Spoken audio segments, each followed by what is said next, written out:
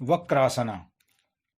वक्र यानी कि टेढ़ा, द ट्विस्टेड पोज। आप लोगों को ध्यान होगा कि हम लोगों ने अर्ध मत्स्येंद्रासना किया था। ये उसी का सुधरा हुआ रूप है, सिंप्लीफाई वर्जन है उसी का। इसको करने में हमें उतना ज़्यादा लोड नहीं लेना पड़ता, उतना स्ट्रेच नहीं करना पड़ता जितना कि अर्ध मत्स्येंद्रासना में था। आप पोस्चर में जैसा कि देख रहे हैं, बिल्कुल उसी तरह के आकार हमने शरीर के बनाए हैं और हमें उसी तरह से करना भी है। बस ईजनेस के लिए हम पिछला हाथ एक सपोर्ट के रूप में ज़मीन पर टिकाएंगे और दूसरा हाथ हम अपने पैर के पंजे की बगल में लगा लेंगे या उसके ऊपर रख लेंगे, जैसी हमें सुविधा लगे। जितना हमें हमारा स्ट्रेचिंग पॉइंट अलाउ करे उतना करेंगे। इसलिए वक्रासन की तरह इसमें कुछ रिलैक्सेशन है, लेकिन काम वही करता है। जैसा कि हम पोज में देख रहे हैं कि हमारा जो स्पाइनल है वो मत्स्येंद्रासना, अर्ध मत्स्येंद्रासना की तरह ही आधा घूमा हुआ है, जिसके बेनिफिट हमें ऑलमोस्ट वही मिलते हैं जो हमें अर्ध मत्स्येंद्रासना में मिले थे।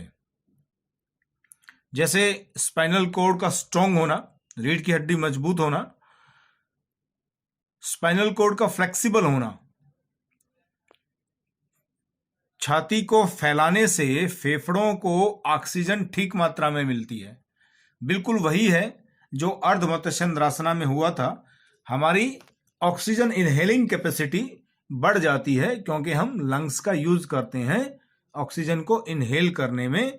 तो वो पॉइंट्स जो हमारे तकरीबन उस लिमिट तक यूज नहीं होते हैं ऑक्सीजन स्टोर के लिए, वो इसमें होते हैं।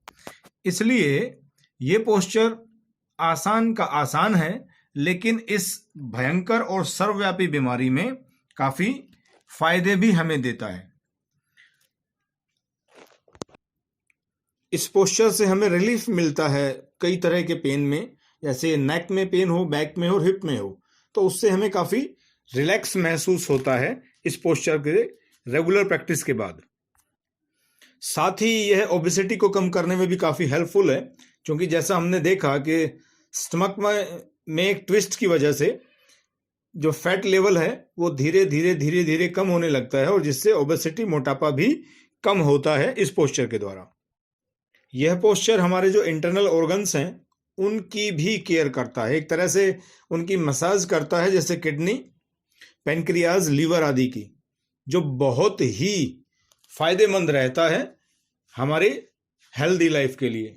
तो इस तरीके से हमने देखा कि वक्रासना, जो कि एक इतनी हर घर में मिलती है ये बीमारी, हर करीब छोटे बच्चों से ही, आजकल टीनेजर से ही ये शुरू हो जाती है, उसमें हमें काफ़ी हेल्प करता है।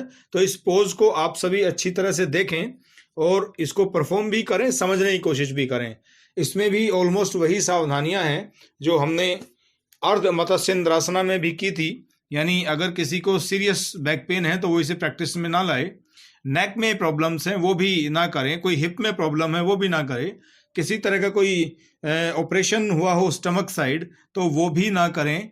तो सावधानियों का भी ध्यान रखना बहुत ज़रूरी है, वरना फ़ायदे की बजाय हमें नुकसान ही मिलता है। बहुत आसान, सरल और फ़ायदेमंद पोस्चर है वक्रासना। इसे ध्यान से समझने की और परफॉर्म करने की कोशिश कीजिएगा।